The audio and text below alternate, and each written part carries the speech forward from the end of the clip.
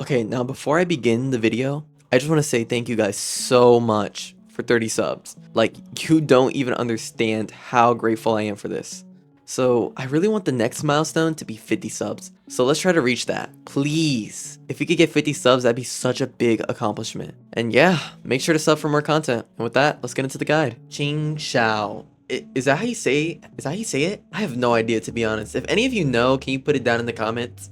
Like, I really want to know. Anyways, this character is not really like your standard DPS. She actually focuses on Toon Train, making her a Toon Train damage dealer.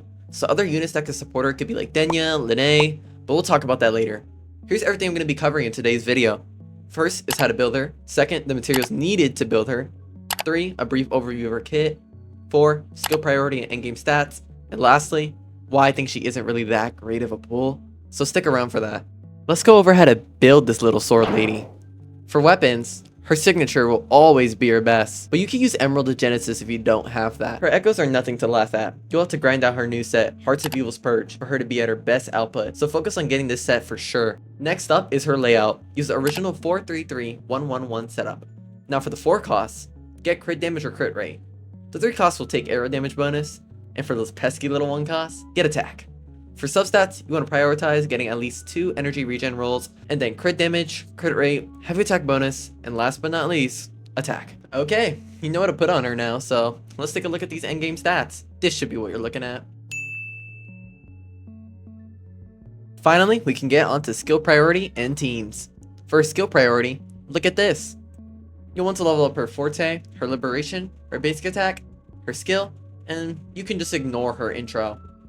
And you're probably asking yourself, didn't I skip number 4 by doing this? And yeah, I did, so I could save your time. So we're just gonna knock 4 right out the list, and yeah. Okay, now that we did that, let's go over the materials needed to actually make this Swordmaster work. Here's gonna be all the materials needed to level her up and her weapon up. You can pause the video if you want to look at it. Let's do an overview of her kit. As I said before, that Qingxiao is a Toon Train damage dealer. Her damage increases on Toon Train interfered enemies. To get the interfered stack, you're going to need to toon break an enemy while they have the Toon Train shifting. Don't worry, as she has a bunch of this already in her base kit, so you'll already be applying a ton of this. But she has a stacking passive that actually increases her damage. To put it simply, each interfered stack you have on a target now makes a new ability called Mind Lock.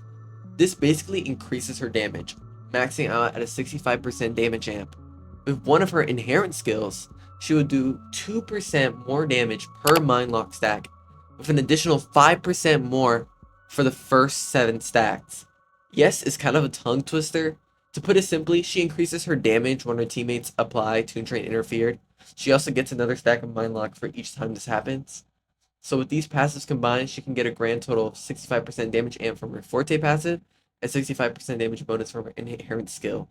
Her other passive helps her retain the Mind Lock stacks. Sorry if that's confusing, I couldn't really explain it in any other way, and I wanted to make it brief. But now, let me talk about why I think she isn't that great of a pull.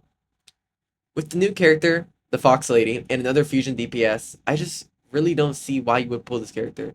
If you love her design, go for it. I think she's an awesome character, but unless you have the money to afford both this character, her weapon, Fox Lady, and whoever you're getting next, I would just put it down. I think this patch is pretty amazing, and I'm having a lot of fun myself. But with all this going on, I really just can't recommend it. Also, I can't talk about teams, but just make sure to use Denya and Mornia. That's her best team at the current moment.